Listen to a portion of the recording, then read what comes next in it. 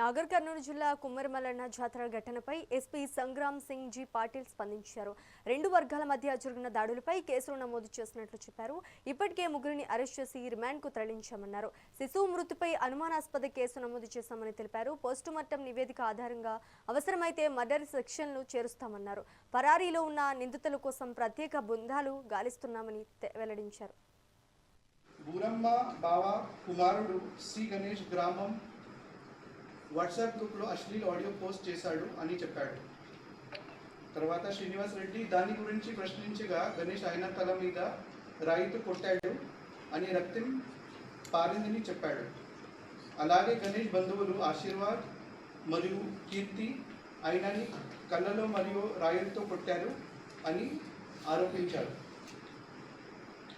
ఈ సంబంధంలో crime number 53/2026 under section 118(1), 352 red with 3 BNS కింద కేసు నమోదు చేసి PS Nagar Kurnool SHO investigation ప్రారంభించారు.